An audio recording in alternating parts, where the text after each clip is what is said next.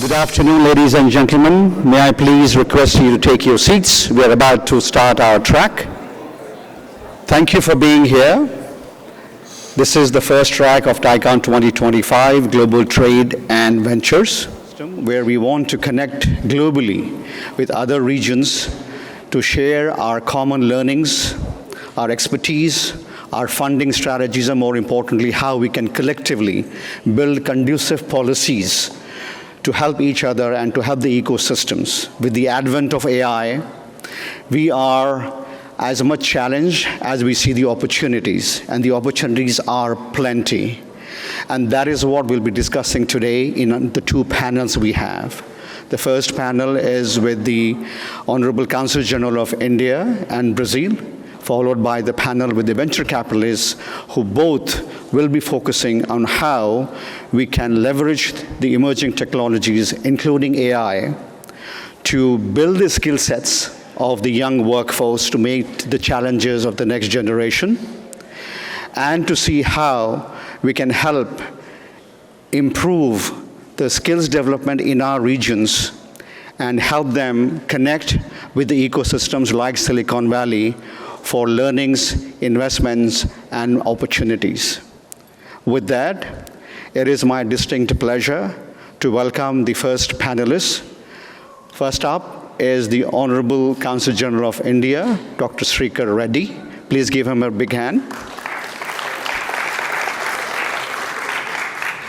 And the next panelist is the Honorable Consul of Brazil, Honorable Ronaldo Costa. Please give him a big hand. Thank you. Dr. Reddy, I wanted to start with you. Indian ecosystem has been on this rising cusp for more than 2 decades now, especially leveraging the new technologies. And every time people visit India, they come back amazed at the opportunities that the ecosystem is presenting, especially to the younger generation, both in terms of skill sets and the opportunities of entrepreneurship. How do you look at the overview of how we can meet these challenges and make India ready for the next generation? Thank you, Mateen, for organizing this session. I'd also like to welcome my Brazilian colleague, Ronaldo Costa. I'm delighted to participate in this session. As you're all aware, India is the fastest growing large economy in the world. We are now the 5th largest economy. India, as you know, Honorable Prime Minister has set an ambitious target to make India a developed country by 2047, where we expect our economy to reach $30 billion and per capita in between 18 to 20,000 US. Even last year, Indian economy grew 8%, and now this year also, despite the global uncertainties, India is expected to grow 6.5%, and it is continued to grow in between 7 to 8% in the next few years. So Indian economy is driven by domestic consumption and investment, and also the demographic dividend. India is a youthful country. The average age of India is 28 years, unlike US it is 38, China it is 39, and Europe also similarly 39 years.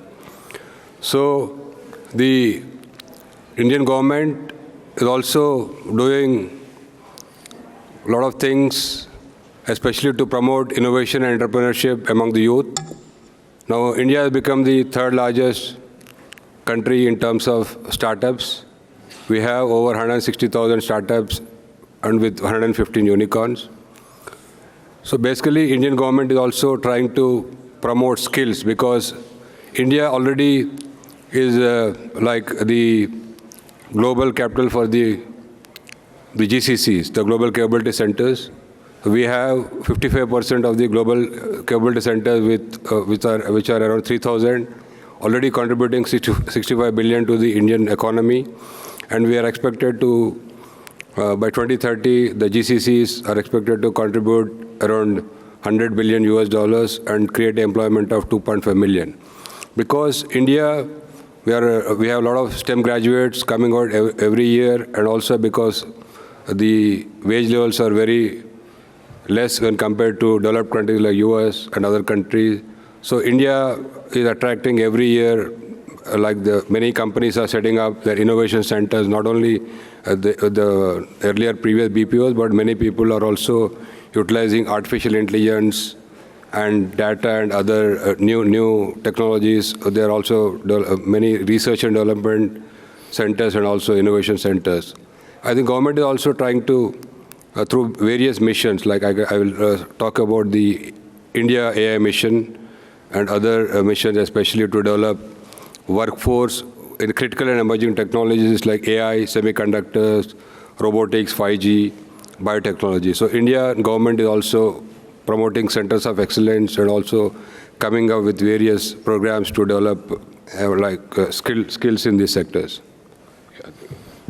Thank you for the overview.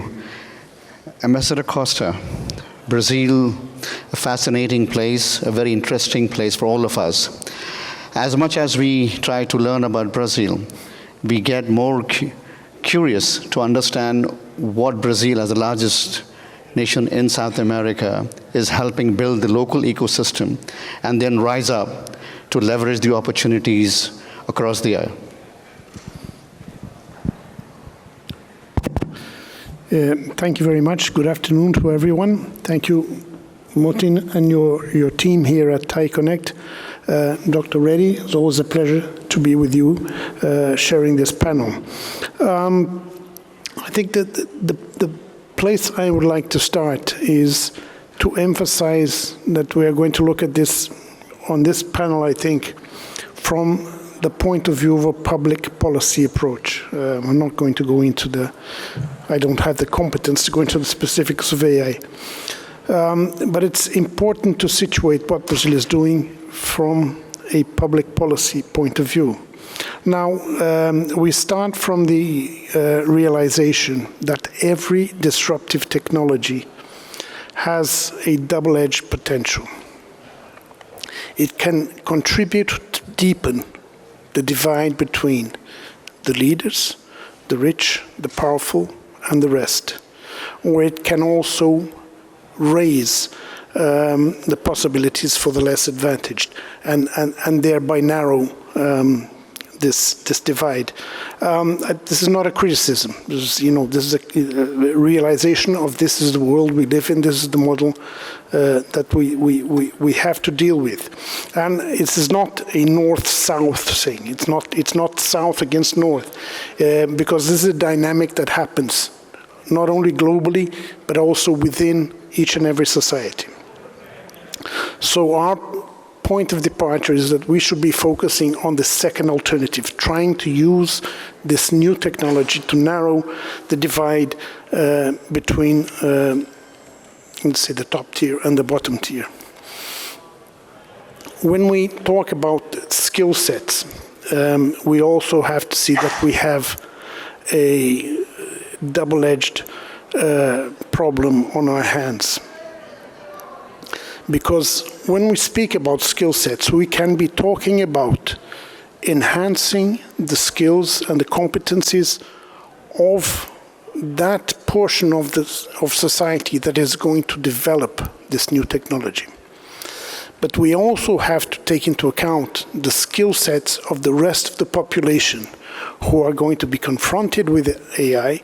They have to learn how to master it and use it for their own benefit. I recall very briefly a teacher of mine when I was still a young boy, at the point where pocket calculators were becoming common and in use in school. And we would also always ask a professor, why do I have to learn math if I have a pocket calculator? And he would always say, you have to know if the answer the calculator is giving you is reasonable. And this is what I mean when we say we have to give the skill set to the population to know what it is getting from AI. Is it reasonable? Is it real? And is it productive for me? So this is a broad point of view from where we start our consideration. As we go on, I can go into Brazilian priorities in our public policy discussions on AI and on where we are within Brazil on these several different areas. Thank you. Thank you. I want to pick up from where you left on skill sets. The challenge that we have seen across the globe, including the US, is what we teach to our students in high school and even in colleges is not all of that relevant to the industry and the emerging technologies. In fact, industries are struggling to keep up with the pace of innovation. So there is a requirement, I think, to mitigate that and come up with educational policies which will meet the demands of the current technology evolution and the industries. That is where I think we need to catch up. Where do you think Brazil is taking strides in meeting the gap? Thank you. Brazil, as a developing country, faces enormous challenges in many, many sectors of the economy, and education is one more of these challenges. And the historical development of the Brazilian economy has led to a situation where we do have areas of excellence, not only in industry, but also in education. We do have top-tier educational facilities in Brazil. But this has not translated to a homogeneous and adequate education for the population at large. And this is the challenge we have. This goes back to what I said at the beginning. You have to raise the general level of education so that everyone can use and benefit the new technologies, and you have to concentrate also on a certain skill set of people who are going to be developing and creating the frontiers of technology. Thank you. Dr. Reddy, in India, we know the challenge really well, and we have been trying to close that gap. And in fact, it's probably a little bit more than other parts of the world, is that the education's curriculum that we have designed, we are constantly trying to improve that. We're still not there yet to meet the demands of the industry. How do you think we are doing in terms of changing our curriculum, making it relevant to the evolution of technology? So India has an ambition to become the skill capital of the world. So let me give you examples from a few sectors what India is doing. Coming to the AI sector, under the India AI mission, now we are trying to introduce AI programs in Tier 2 and Tier 3 cities, including in many institutions. We are also setting up data and AI labs to allow access to people even in the small cities also. And around 50 institutions in India, government is supporting PhD programs. PhD scholars are giving fellowships. Government is paying them salaries and other perks. Even government is allowing them to participate in events abroad to present a paper on AI. So I think India is well placed to develop AI skilled people. According to the Stanford AI Index 2024, India ranks first globally in AI skill penetration with a score of 2.8, surpassing the US with a score of 2.2 and Germany 1.9. And in the semiconductor sectors, India is already the design capital of the world. 20% of the global design in the semiconductor sector happens in India. All the US companies in the semiconductor sector, Intel, we have KLA, a lot of companies are already there in India. And India is also working with companies like Synopsys and even like Lam Research. So Lam Research, we have a collaboration over a period of 10 years. They are using their Semiverse platform to develop 60,000 engineers in the next 10 years in the semiconductor sectors. And even recently in the budget, government has come up with the apprenticeship program where if the companies hire Indian graduates, especially in the vocational education sector, especially in these new and emerging technologies, So they will be paid, like government will pay the honorarium or some salary for the interns. And even some incentives are also given to the employers also for offering these internship positions to the graduates. So government is also coming up with these kind of innovative programs. And already we have large incubators and accelerators in all over India. We have close to 1,100 incubation centers all over India. Most of the universities, they have incubation centers. So government is trying to promote innovation, entrepreneurship, not only in the emerging technologies, but also like India is also now focusing on making India a manufacturing hub, especially through the production-linked incentive schemes in 14 sectors like pharmaceuticals, mobile phones, and automotive industry and various other sectors. So like now India has become the second largest manufacturer of mobile phones, including Apple is manufacturing a lot of mobile phones. I think now there is a recent article that Apple will shift its manufacturing capacity from China to India, especially whatever exports are happening from China to US, they would like to shift all the manufacturing to India. We hope that Apple will be manufacturing 25% of their global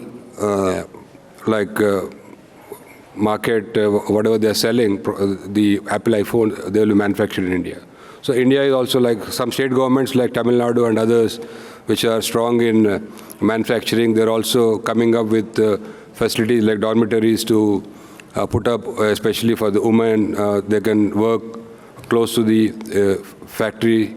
So government is also coming with various incentives, including training and skilling, and also especially to shift labor from the agriculture sector, where they are mostly underemployed, to the manufacturing sector, and also in the various service sector. Also, the Indian government is working with industry and also the academic institutions. We are also setting up centers of excellence, especially in artificial intelligence, semiconductor, and all the emerging technologies, including the gaming industry. On the May 1st and 2nd, India is hosting a WAVE Summit, which is the first World Audiovisual and Entertainment Summit. So we are also trying to come up with promoting new sectors like audiovisual and entertainment sectors, in addition to the traditional manufacturing and service sector. Thank you. Thank you. Mr. Costa, I want to switch gears to talk about startup and entrepreneurial ecosystem, very essential for bigger economies like Brazil. So evolving from the skill sets when the young generation are ready to take on the mantle and be brave enough to start entrepreneurship. How do you see that ecosystem evolving, since you're based in San Francisco Bay Area as the Consul General? No better place in the world than Silicon Valley to learn about entrepreneurship. Thank you. I think that warrants a double response. First, on what is being done in Brazil, and second on how we can leverage this situation and the relationship with the Silicon Valley and the importance. I'm sorry. The importance Silicon Valley has. Now, Brazil has a number of impressive, also, I think, already credentials in this area. I could list a few areas, like Brazil is today the 33rd country globally in terms of scientific production, 23rd, a strong citation rate at 23rd, 3% of global scientific production in Brazil. Between 2020 and 2024, Brazil rose 12 positions on the WIPO's Global Innovation Index. We have 31 unicorns, 2/3 of Latin Americans unicorns. We are home to over 20,000 startups with 9.4 billion invested in 2021. So, there is a certain dynamism of activity within Brazil. I could go on and speak about public semiconductor plan, which aims to attract manufacturing to Brazil and research.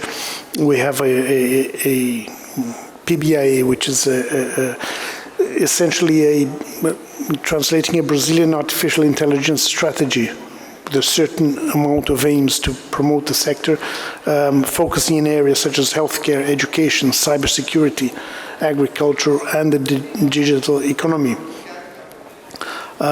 So, as I say, there are a number of initiatives in course to try and leverage the whole sector. How can we promote a closer relationship with Silicon Valley in this aspect? I think it's undeniable, when there's no use fighting against reality, that Silicon Valley does have a preponderance in this sector, not only in terms of technology, but in terms of the capital and the venture capital required to move it forward. We have been trying to enhance the relationship between Brazilian startups and the Silicon Valley environment. We bring startups here to get a view of what the environment is here, talk to people, network, and seek out the venture capitalists here, and promote their products. It's been working relatively well. It could do better. We could do more, and that is what we aim to do. And this is, I think, the next step in our program. Thank you. Dr. Reddy, India's startup ecosystem has been evolving. People have been seeing that in the last 15 years, at least, since I have been traveling there. What are the next steps, and how do you think we are meeting those challenges? Because we all heard the recent statement by the federal minister that we should start focusing on core technologies rather than just consumer-driven apps, which is essential for the fundamental growth for the next steps of any nation. And how do you see that evolve? Yeah, India is trying to promote the overall startup ecosystem in India. Like just 10 days ago, the finance minister of India was in the Bay Area. She had a very good interaction with the VC, big VC funds in the Bay Area. And already last year, there was a resurgence in the venture capital investments in Indian companies. I think last year, the VC funding reached around 13.7 billion, which was 43% increase when compared with the previous year. So there were some of the suggestions which were taken from the VCs here. Already many VCs in the Bay Area, they are already investing in many Indian startups across various sectors, not only the AI, but also in other manufacturing companies as well, especially into the new companies in the semiconductor, batteries, and other areas. So I think India now, we also have, government is also like, we have a startup seed fund scheme wherein government will provide certain amount to the incubators and also the startups, especially they will help in the proofing of their concepts, prototype development, market entry, and also commercialization. And I think India, like some of the suggestions from the VCs include that there is not much institutional support for the VC funding. So we are trying to encourage the institutions also, like government has given some, I think 2,000 crores to the Small Industries Development Bank of India. So this, they will try to support the startup companies and also the VC funds so that they can enhance their overall fund and also increase their investment in various. And we are also like trying to enhance collaboration between the Indian startup ecosystem and the Bay Area ecosystem. We have this innovation bridge which was launched in 2023 when our Commerce Minister was here.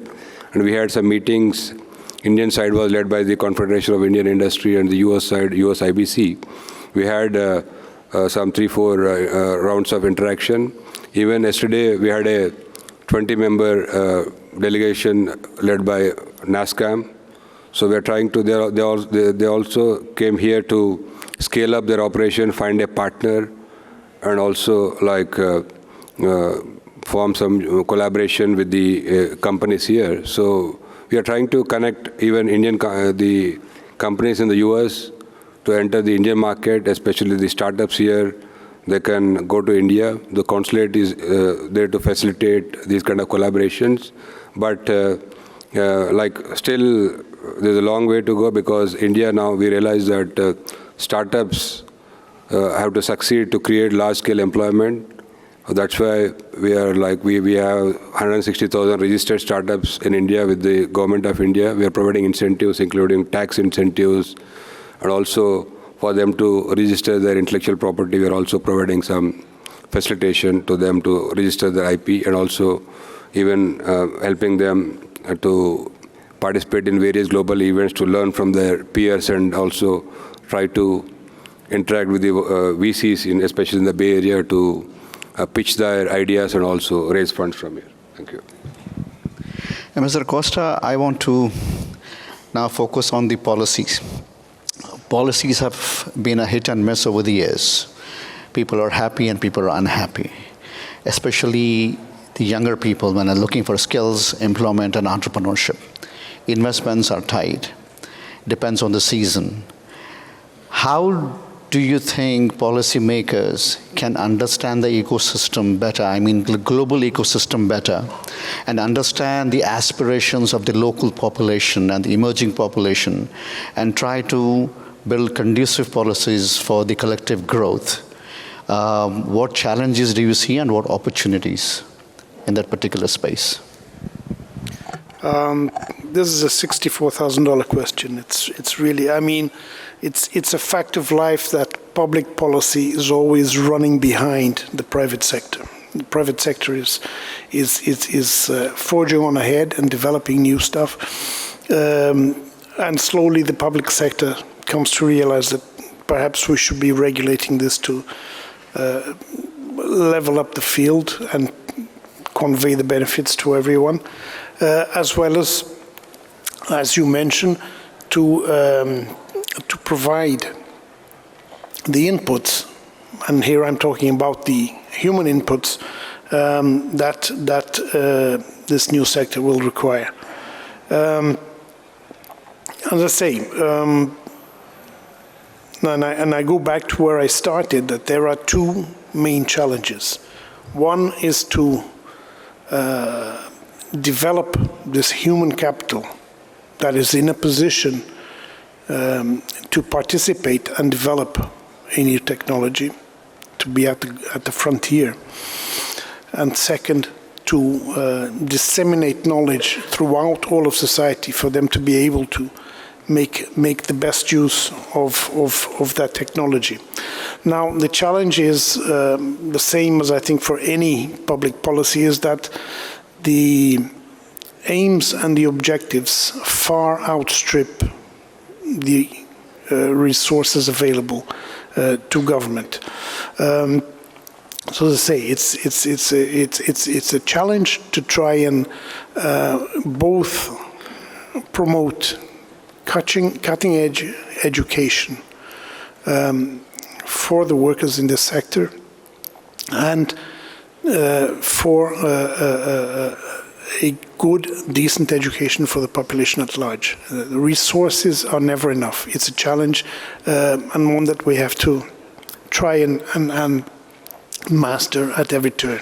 Thank you. Dr. Reddy, we are very well aware of the policy making. It's been painful and then it's been beneficial, and I think we are obviously evolving.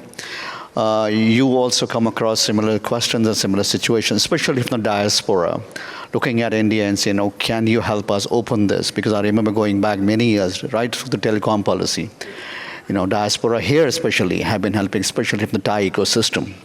They had taken a delegation when the late Prime Minister Vajpayee was in power, and we mitigated that and helped open the space. When you consult and meet and take suggestions, especially from the diaspora, how does that translate into the advice that has been taken and put into public policy? And I know it's been happening over the years, but it'll be good for us to learn the process, because everybody here would want to put their 2 cents and let you know what they think. No, like our Prime Minister Narendra Modi ji has given a call to make India a developed country. He gave a call to all Indians living in abroad and also in India. So the people living in abroad means the diaspora also have taken the US passport and other passport, but we still feel they should become an integral part of the Indian development. And it is a win-win situation. Like, as I mentioned, Indian economy is poised to grow around 7 to 8% in the next coming years. So I think whenever dignitaries visit from India to here, we have a lot of interaction with the diaspora community. And even myself, and also whenever our ambassador comes, we have closed door meeting with the tech entrepreneurs, and also even the Indian diaspora working in various fields, like professionals also we have interactions. We take their suggestions, and for example, based on the suggestions, like recently, in the last budget, we have removed the angel tax because some of the the fund managers in diaspora mentioned that the angel tax is creating a problem. So with this was taken up at the highest level, and the angel tax was removed. And the consulate is here to facilitate all the diaspora entrepreneurs to enter India. So feel free to contact the consulate, because then we can put in touch with you with the respective states, or we have investment promotion organization in every state. So each state is competing with other states to attract investment. And some of you coming from various regions in India, you would like to develop your home state or a city, so feel free to contact us. We will put you in contact with the right officials there, and we would like each one of the diaspora member to become partner in India's growth story and contribute and also benefit from the growing Indian economy. We want it should be a win-win situation for both India and also its diaspora living abroad. Thank you. Thank you. Mr. Costa, I have a personal question now. What is the role of an ambassador, besides what we know? It's not easy, especially when you are in a region as diverse and as competitive and as successful as the Bay Area.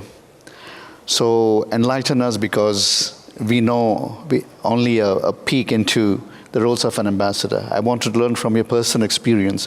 What is it that you enjoy, and what do you think is challenging for you as the ambassador of Brazil? Thank you.